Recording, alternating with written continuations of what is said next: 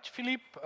And while to give our panelists a few minutes to gather their thoughts for their opening statements, if you could put up the visual that I wanted to quickly explain. Yes. So here, to follow up a little bit on the situation that Pinar mentioned before, there's two tables showing the state of regulated markets in Europe. So you will see 27 member states plus the UK. And you have at the top, you have the three most important markets. So wholesale local access market, market 1 of the current relevant market recommendation, wholesale central access, and wholesale dedicated capacity market, market 2. And the two pictures show the situation. On the left is from about 3.5 years ago, so from November 2021. And on the right, it's very recent, from March this year. And the message that jumps out just from the different proportions of colors is that the regulation is happening, right? Whereas on market 1, on wholesale local access market in 2021, we only had 6 member states which fully or partly deregulated the markets. Now we have 16 already. The situation is even more pronounced on the bitstream market, market 3B, but of course that one was removed from the relevant market regulation, whereas situation on market 2, on the list line market, is progressing a bit slower. So we had 14 member states 3.5 years ago that at least partly deregulated market, and now we're up to 17. So when I saw this picture, the question that came to my mind was, do we need a paradigm shift in approach to ex-ante regulation in Europe, or do the current rules, the code, the current relevant market recommendation, give the appropriate level of flexibility to the regulators to deregulate the markets where efficient competition has developed, but to also continue regulating the market where the situation demands it. And conversely, of course, here on the right, you will see physical infrastructure access market, which was never in the Commission recommendation, but is despite that regulated in 6 member states and the UK. So to help me answer that question, we have our panelists today, and I suggest that Vesna from Telekom Slovenije starts. And to give you just a little bit of context, so Telekom Slovenia is the regulated incumbent, fixed mobile incumbent that is still regulated in both market 1 and 2, so it's the access giver in Slovenia, whereas Iliad is the challenger operator in, I think, 8 member states, where in addition to building out its own fiber network, it relies on wholesale regulated inputs to provide services at the retail level. And ANACOM, I felt, was a good regulator to include in the panel, because it seems that their light touch approach to regulating fiber in combination with effective SMP-based physical infrastructure access has contributed to very high fiber coverage in Portugal, where they are at almost 95% of households. So please, Vesna, when you're ready. Thank you, Matej.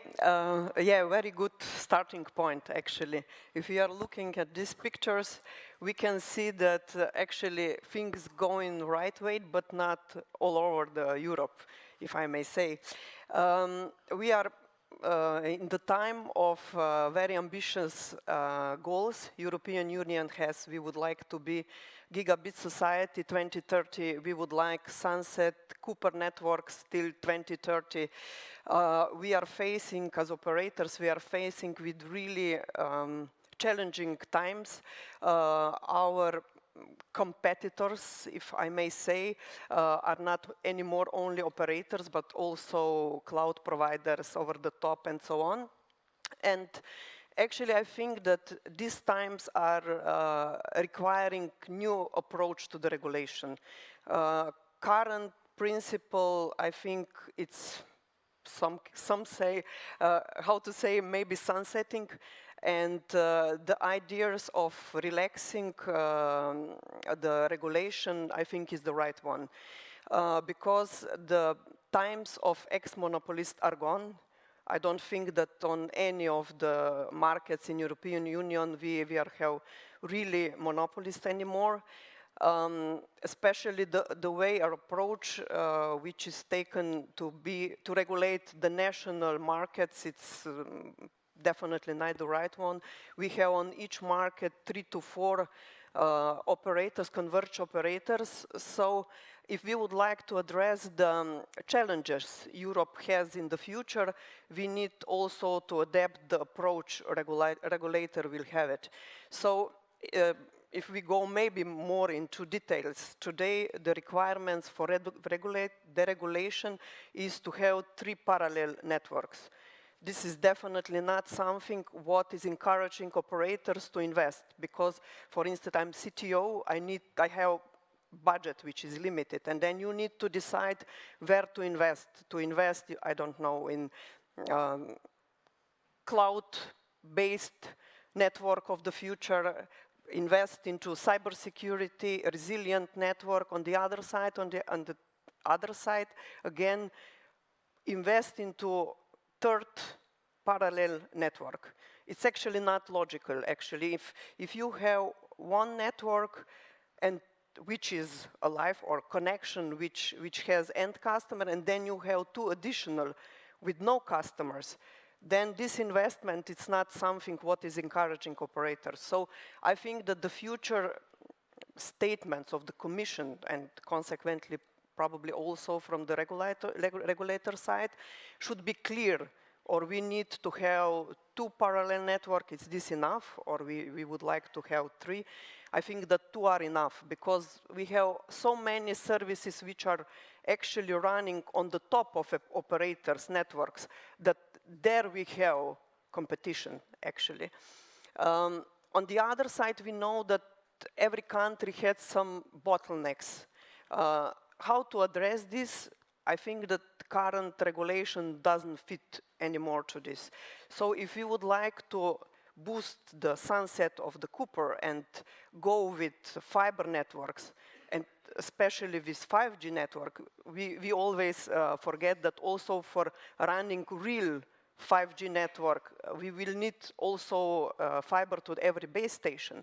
So if we are thinking this way, I think that we should think about symmetric regulation, because usually we have some part of the country where it's one operator, the other, and so on, the other combination. And if we would like to build resilient networks, sovereign and so on, what we are talking now, we need to have access to the passive infrastructure, all passive infrastructure which is available, to boost the investments into the fiber networks. So I think that the time is right. I think that also what we heard from the Commission, it's the right path with Digital Network Act to simplify it. The current framework, I think it's a good idea. I don't want, again, to stuck with regulation for next 20 years. I just remember or recall in the morning when current chair of berec said, we will not keep with regulation for next 20 years.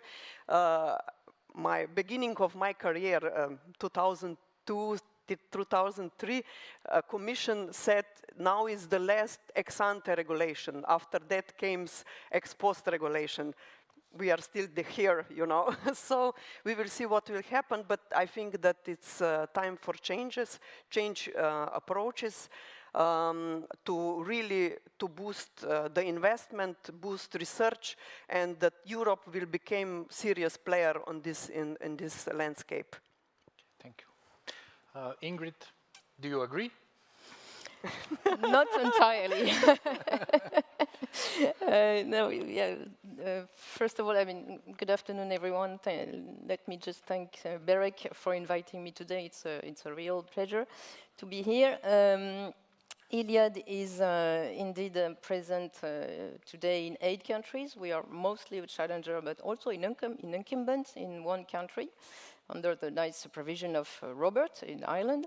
And so we have started as a small new entrant player in France, and today, so we are the 5th telecom operator in Europe in terms of number of subscribers.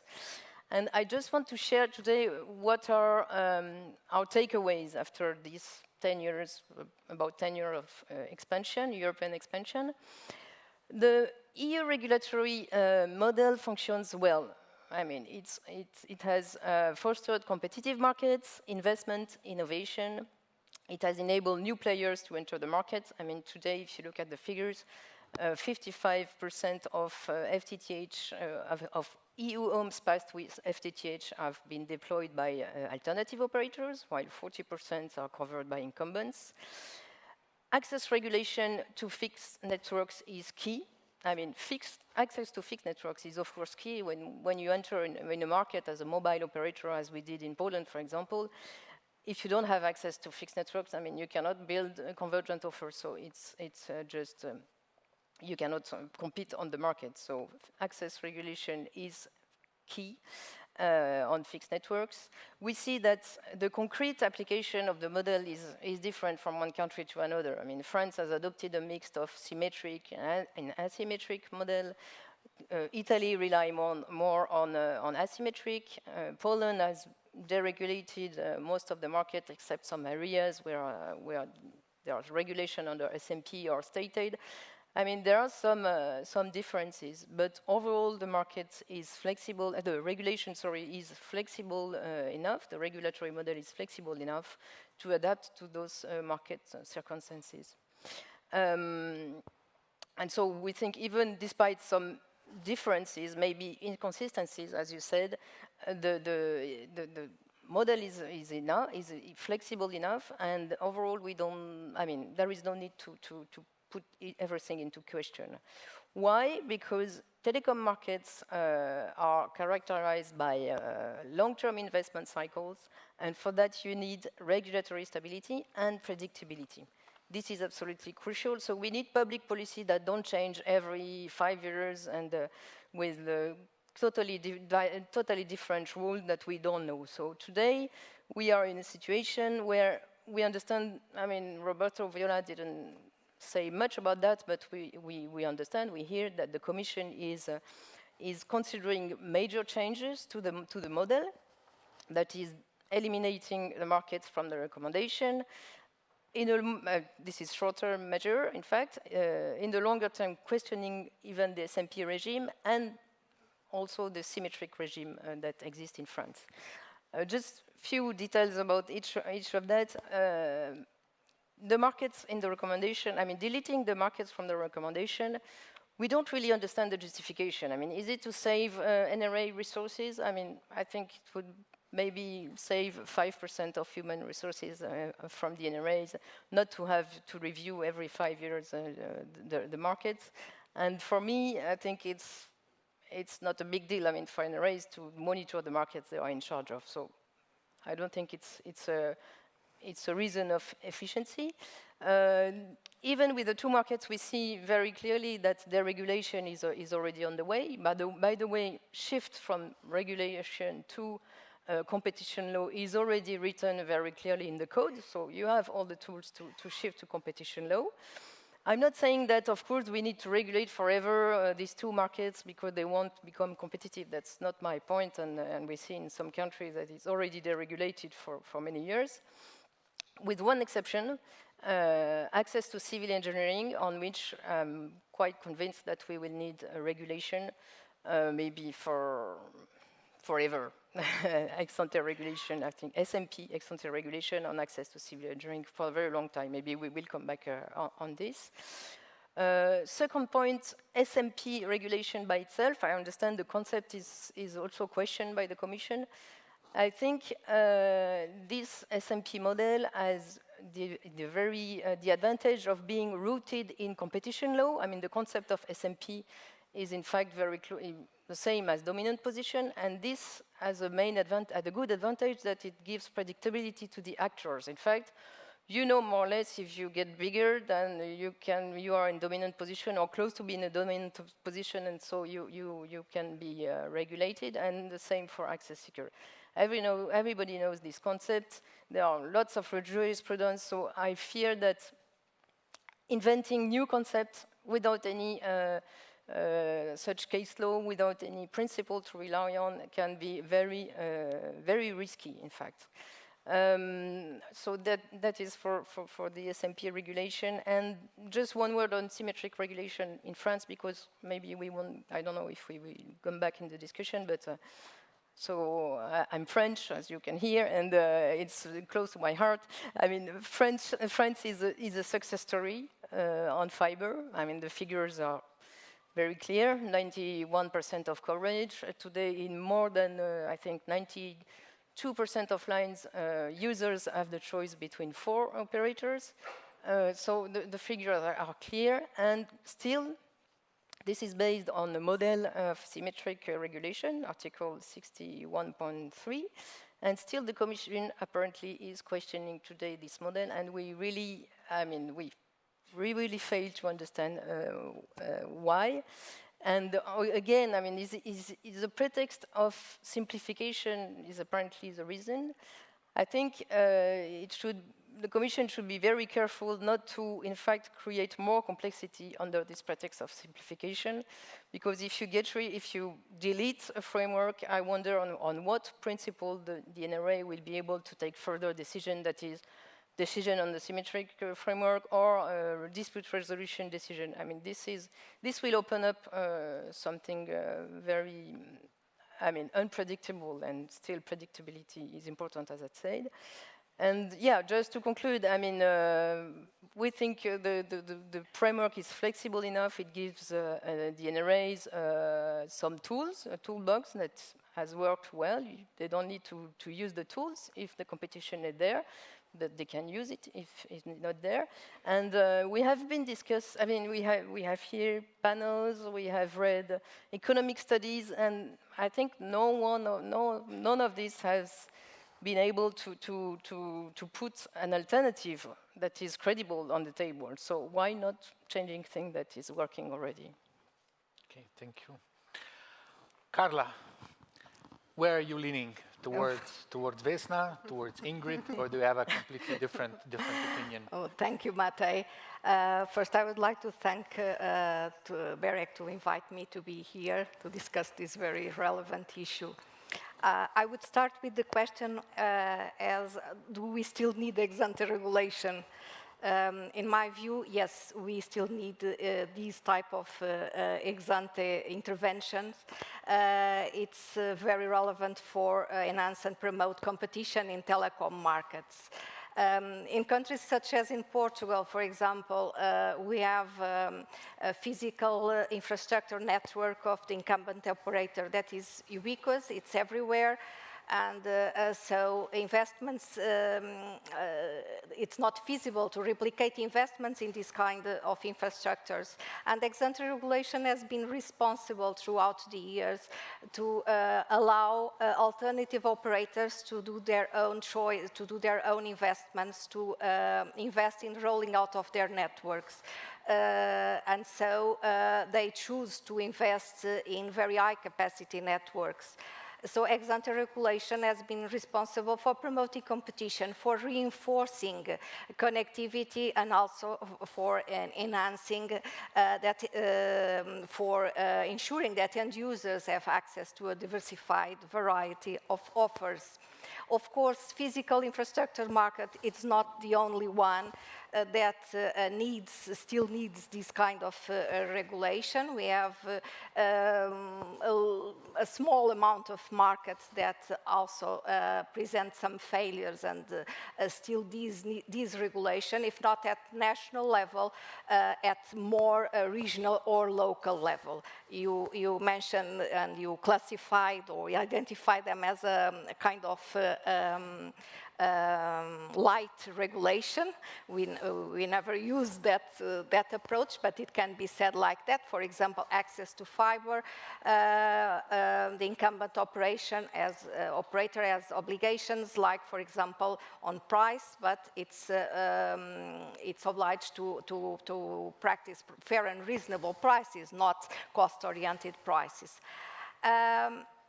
But looking at the present and, and to the future, markets are evolving, business too and telcos too, and so we have to see if this ex-ante regulation, the way it is applied currently, is still enough to deal with the markets and current developments in markets.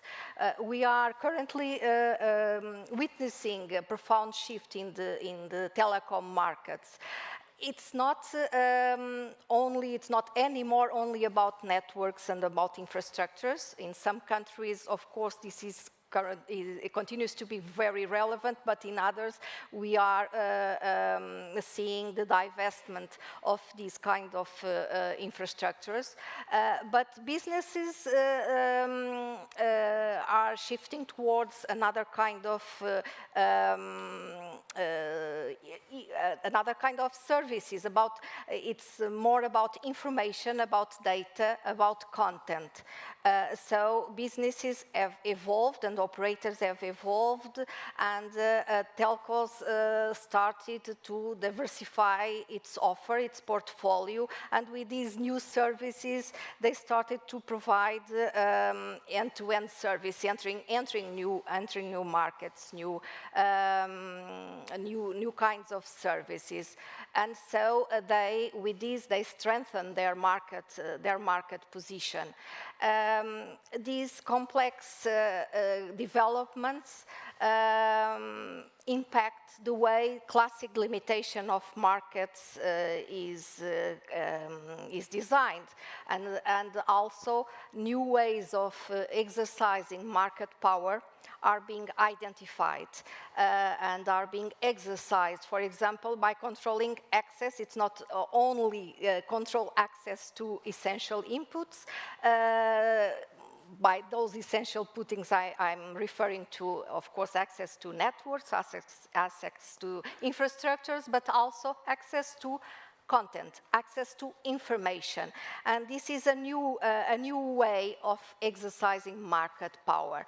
And in some markets that tends to more concentrated structure, these risks to be exercised jointly or in a coordinated way.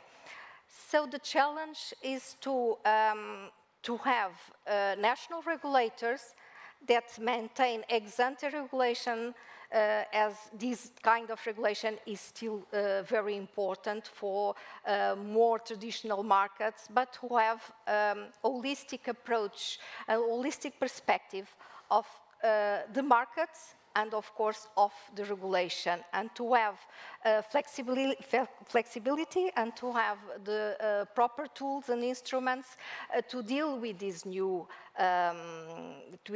ways of exercising market power. It's not only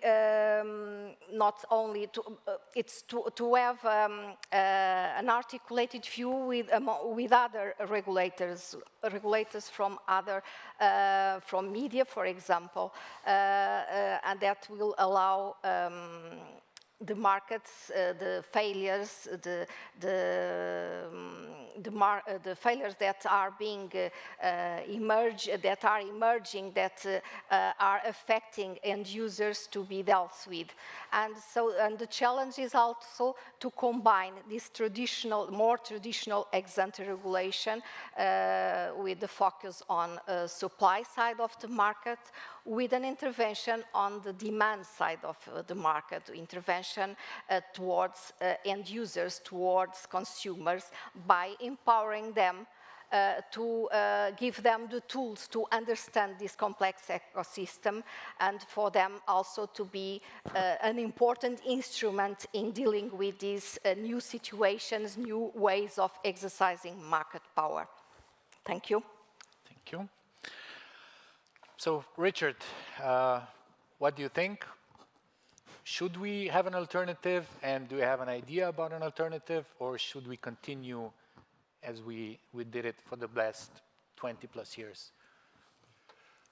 So, first of all, thank you for inviting me, Berec, and these are my own personal views, not those of CERRE or anybody else. I mean, my starting point is that, you know, we are, although sometimes you could be mistaken for thinking so, we are not in a fundamental regulatory crisis here. We're not in a banking crisis where there's been a failure of the regulatory regime. I don't think we're in a financial crisis in the telecoms industry, or that there's been fundamental regulatory failure, which is not to say that we can't always think about improving things. To the extent there are problems, I think, in the industry at the moment in Europe, to some extent they reside on the mobile side of the industry, where the SMP framework by and large has been remarkably absent over the last 20 years. And there some of the issues are demand side problems that I don't see have any obvious relationship to the SMP framework. And I think the story actually on the fixed side of the industry, where the SMP framework is much more prevalent and influential, and has been influential on the performance of that part of the industry, is by and large pretty positive in Europe, and in some respects more positive than elsewhere in the world. So I wanted to start by saying I just don't accept this, I think, slightly confected crisis that fundamental changes or radical changes to the SMP framework are sometimes proposed as being a response to. My own view is I think it's actually been remarkably successful as a sort of framework for a number of reasons, and I think anything that would replace it would need to, in my view, to meet these conditions. So one is, I think it's been very adaptive to changes in technology over time, and that's really important and not straightforward to achieve in designing these kinds of regulations. It's been pretty adaptive and flexible to addressing very different market and competitive conditions in different member states around Europe, which we all know are very different. And again, I would be wary of anything that sought to abstract from that or ignore these differences in competitive circumstances. And thirdly, it has had a very disciplinary effect on the scope of regulation. And to some extent, my bigger worry than the SMP framework is the displacement effect that it's had in leading to things like the roaming regulation and other forms of intervention through spectrum licenses and so on, that reflect the disciplinary effect and mean that regulators have then sought to go outside of the SMP framework in order to intervene. I also take Ingrid's point completely that the costs of change and a prolonged period of uncertainty about how any replacement regulatory framework would operate at a time of peak or just past peak investment in the industry is a very significant issue that shouldn't be ignored. And so any alternative would need to have, I think, very considerable and obvious advantages over the existing framework to be worth contemplating. Having said that, very quickly, there are three things that I think people worry about in the context of the existing framework. One is this whole issue about the list of relevant markets and should it be there and so on, which I think is really just a debate about who has the power in implementing the framework, and that's a fair debate. My own view is if the Commission's going to have the power in terms of exercising vetoes, then the Commission's decisions ought to be capable of being appealed. It seems to me that's an obvious, should be an obvious feature of the regime. Is not there at the moment, but should be. The second issue is geographic differences, so the complexity as competitive conditions change nationally within member states in different parts, and my answer there is just yes, the world is complicated and national regulators need to apply the framework diligently in a way that properly reflects those complexities. I don't see a good argument for simplifying regulation in a way that abstracts from the complexities of the world for the sake of it. And I actually see sort of significant data. So I'm afraid regulators just need to work hard in responding to the changes and the complexities of the world that we live in. And the last is this sort of oligopoly problem of, and I think it was alluded to, you know, does the SMP framework mean you deregulate when there are 2 or 3 or whatever number you prefer? And my view there is I think one of the great advantages of this framework, although not often used in this way so far, is you can withdraw from markets and observe actual market behavior and then go back in as a regulator if you observe problematic outcomes. So I don't know, in a world of excess capacity and low marginal costs, which we have in telecoms, what prices are going to do in the long run in 2-player fiber markets. But the SMP framework allows regulators to see and then to come back in if those look problematic, and for the participants in the market to know that if outcomes are problematic, the regulator will come back in. Thank you very much. I think the opening statements were a great starting point for the debate. We have some time for questions from the room. Now, contrary to Philippe, I do not know every last one of you. So if you have a question, please raise your hand, state your name, affiliation, and if it's a question for a specific panelist, also who it is for.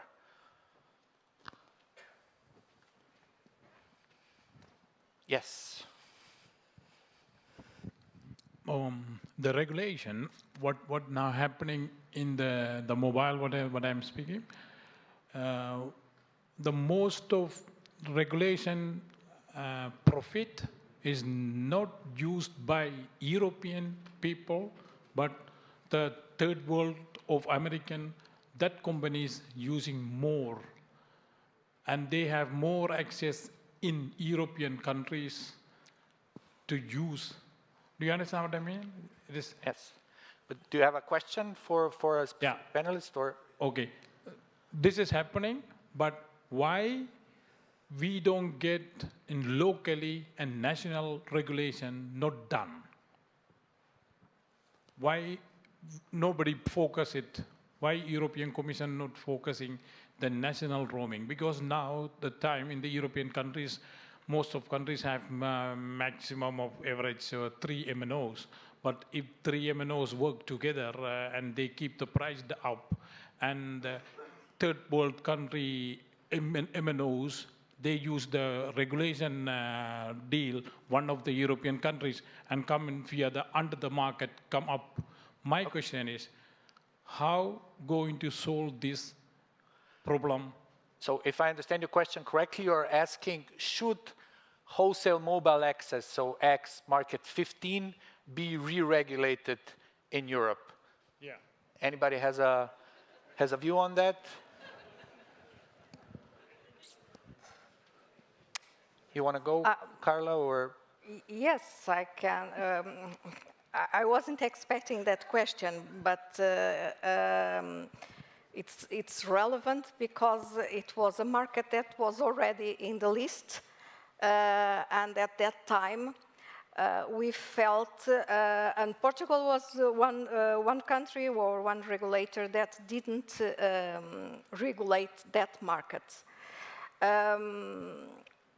Many years have passed, and I'm not completely sure that I can make this statement. But of course, we at the time, several years ago, we were dealing with that market, and we studied that market, we analyzed the market, and it was very difficult to achieve a conclusion on the market because there was a kind of a structure or a behavior with where the operators were very aligned in the strategies they had towards the market. So access, so providing access to their mobile networks was not, and at a certain sense is still not common in Portugal. So these markets, as well as other markets where there can be a dynamic of at a certain point of coordination, deserves to be studied. And of course, we throughout the years we used other instruments to try to overcome the problem of not regulating directly these the market 15. For example, we used spectrum auctions where it was needed, where markets where we concluded that there was competition problems by, for example, reserving parts of the spectrum to allow new entrants in the market, as they didn't get access to mobile networks. And this was done in Portugal, and for example, very recently, a new entrant entered the market, so by using this kind of instrument.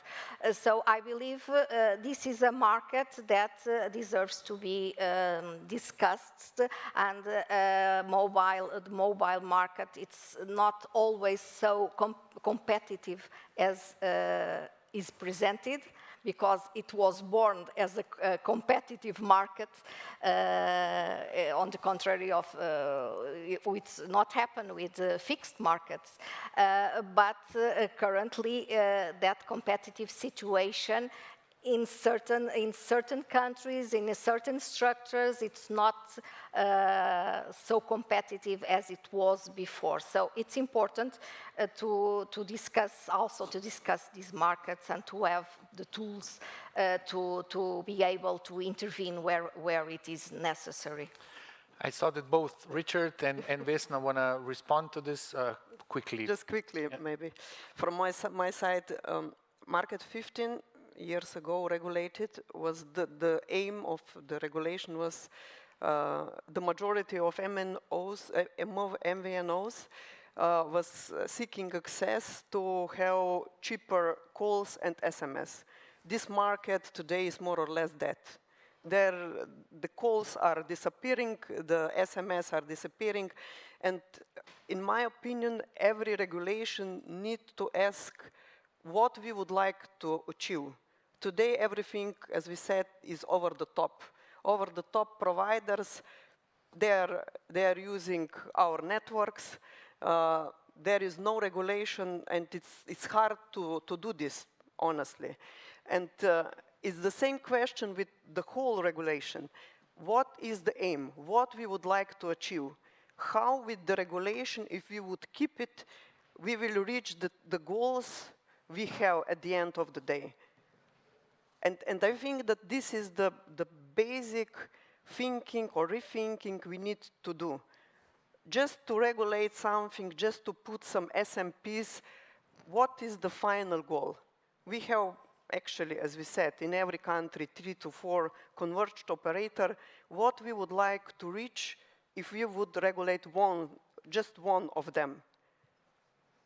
Maybe some goals we would like to see, well, but at the moment... I don't see really the answer what we would like to see. There's the road of joint dominance as well, Yeah, right? But so- the Czechs tried it recently, and it didn't go sit well with the Commission. So, but Richard, you wanted to I respond? mean, my very quick point would be, although I don't think there's a financial crisis or indeed a sort of regulatory catastrophe at the moment, I don't think excess profits is obviously the problem either.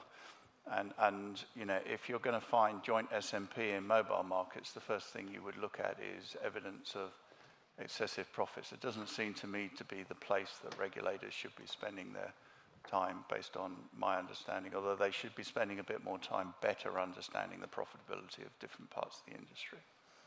Yes, we're almost out of time, but I think we have time for a quick question.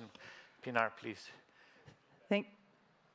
Thank you so much. What do you think that the consequences of the Commission's proposal of reducing or dismantling ex-ante regulation would be on the countries that are in the queue to enter into the European Union? Because we are now talking about the member states, and we have an idea, all of us, more or less. But what about the ones that now maybe they don't have the same deployment rates and take-up rates in terms of digital decade objectives, and maybe some of them don't have the same developed regulatory framework? What would you think the consequences of the Commission's proposal? Thank you. Any of your groups present in any of the candidate countries that you would have a view on this? No, I mean, I'm not a specialist of their market situations, but I would say that, I mean, why not offering them the same regulatory tools that we implemented in Europe and that have been successful? I mean, yeah, I see. If we regulate everything and they start by deregulating or not regulating, then there are going to be probably some problems. So, yeah, I think it is. I mean, maintaining a kind of ex-ante access regulation in Europe is also, I think, useful for candidate countries indeed. Okay, thank you very much.